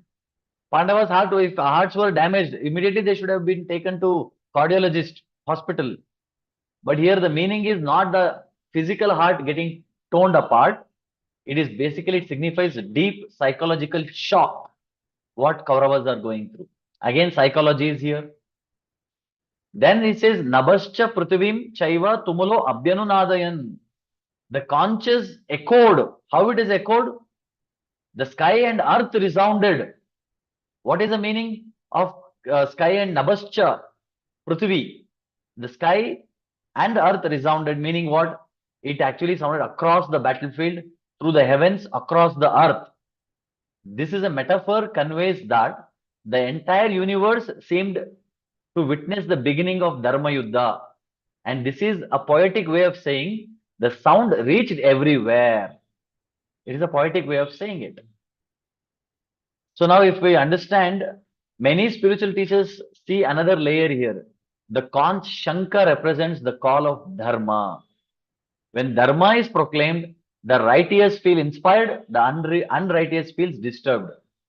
Just as sunlight comforts the honest but exposes the thief, the conch of Krishna reveals the moral state of each heart. That is understanding. Now, in essence, the sound of the Pandavas' conch shells was not simply a battle signal, it was the announcement of righteousness entering the battlefield. To those aligned with Dharma, it inspired courage. To those aware of their own injustice, it pierced the heart with fear. This is why Sanjaya says that the roar echoed through heaven and earth while shattering the hearts of the sons of Dhritarashtra. So this exactly ends here, 19 verse. Now another interesting thing, yeah, 18, see this 18th verse. Again, all the conch shells, everything is done. Again, 18 people blew conch shell, and here the entire thing is done. Now what is happening? It continues. Now today, I am happy that I could cover 10 shlokas. So for me, it is an achievement. Let us see. I hope I have done the justice for all these 10 shlokas. But yes, as per the portions, I should have been more faster, but I don't know. I tried my best. So thank you very much. Hare Krishna, Krishna Krishna, Hare Hare, Hare Rama, Rama Rama, Hare Hare. So now we will take any questions or comments, or anybody have anything, please. Yes. Sumadhu Prabhu, first you had raised your hand. You still have that question? Or Yes, probably one small question. Like we see Dronacharya, Bhishma, or also like when you were saying about the Shalya, so they were all bound by their apparent dharma, which is like, their words, and they rejected the higher dharma. So other than Vidura, we see anybody who is has done a reverse, like, they have left apparent dharma and taken the higher cause in Mahabharata. What is the question? One Vidura is there who left the palace. like Yeah. Dronacharya, or we see how Bhishma. the Shalya also, yeah, Bhishma. They say because they have given the word, now they have to fight for somebody who's thief, who is stealing somebody's property, and they have given their word. Because of their word, that is more important, and they Okay. will reject the. I mean to say, just appear, yeah. So we see Vidura doing reverse. He just immediately leaves it and he Yeah. goes away. Hmm. Other than Vidura, we see anybody in Mahabharata who is, who rejects its apparent dharma and takes a higher cause. So you're saying Vidura has taken the higher cause? Yeah, Vidura leaves it, right? Yeah, because he sees Duryodhana is Vidura doesn't doing, participate. yeah, even Vidura doesn't before participate because participate, he left it. because he's not bound Yeah, to he be. leaves it before. He's not bound to participate and Yeah, work for adharmic side. And about correct. He's Bhishma, just I spoke first 3 hours about Bhishma. I think if you hear the understood. lecture, in the first introduction to Bhagavad Gita, I spoke 3 hours on the entire Mahabharata story. So all these sensitive things I've answered there. So whenever you get time, try to hear that Prabhu. So in detail, I have explained. Yes, Prabhuji. Okay. Yeah. Yes, Saket Prabhu. Hare Krishna. So first of all, I would like to appreciate that I am very happy with the speed and detail, because Okay. Vyasa means to expand, and you are expanding in such a relishable way. So I am very happy with that. And second thing, Prabhu, I noticed something in purport of 12th verse, where Bhishma Dev is the first one to blow the Shankha. And Prabhupada mentions that, it is as if to explain to his depressed Duryodhan grandson that, Supreme Lord is on the other side. So when I was reading that purport, so I noticed that it is as if, Bhishma is blowing the Shankha in the Mangal Aarti. So he is saying that Krishna is in front of me and I am blowing the Shankha to, worship Krishna over here. So that's what I noticed there and I wanted to share. Yes, yes. We can take that in that way also. Yes. Prabhuji, one small not doubt, actually just need more clarification on it. That in 2 words like Paryaptam and Aparyaptam. Duryodhana is mentioned in quantitative term, no? It is in terms of quantity, in quantitative way he has mentioned, but as you said, Vishwanath Chakravarti Thakur has interpreted it in a qualitative form, qualitative term, incapable. So how the quantitative thing can be interpreted as qualitative? That is what I explained in detail. If you take quantity, how it is infinite? It is more on psychology. The context is psychology. If you understand the psychological context, then only you can understand this entire concept. Otherwise, you will get stuck because it is not indefinite. It is not infinite. It is finite. It is Akshoni 11, 7. Everything is numbered. It is quantified there. Whereas it is Aparyaptam, it is infinite. Correct. So whatever Duryodhana is speaking, there is a lot of psychology behind it. That is what from the session 1 I have been telling that there is psychology. There is psychology. Only through the help of acharyas only we can understand this in between psychological aspect of what about the philosophy. Understood, Prabhu. Yeah, if you want, you can take it as a quantity also. Even if you take quantity also, it makes sense. He is glorifying Bhishma. Bhishma is Bhishma and is it is Aparyaptam, and it is nobody can do anything. There is great, and here Bhima is not great. You can take like that also. Correct, true. But psychologically, in the psychological context, this reason makes more sense. In quantitative sense, that makes more sense. That is the point. Okay. Thank you so much. Yes, bro. Anybody else? Yeah, on the same context, bro. Here in the purport of the same verse, Prabhupada writes, Duryodhana is convinced that he will come back victorious out of from the battle. So in this verse, Prabhupada nowhere writes the fearness of Duryodhana. But actually, if we which verse you are talking about? 10, 10, 12. 1.10, 10.10. Go to 1.12. Okay. So if you go to 1.12, you will see indirectly by the symbolism of conch shell, he informed his depressed grandson Duryodhana. Here he is mentioning depressed his grandson Duryodhana, that he had no chance of victory in the battle. This is all happening in the mind. It is in the Duryodhana psychology. Yeah. So Acharya is revealed. In this purport, Prabhupada is revealing his stage, his consciousness. Like that. Right. Yeah. Thank you. Yes, Prabhu.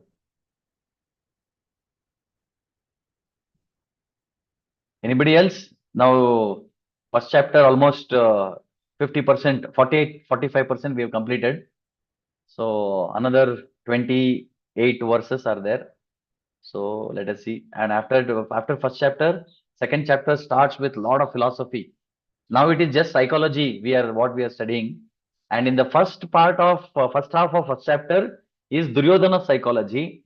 Second half of the first chapter is Arjuna's psychology. And Arjuna's psychology comes, Vishada comes.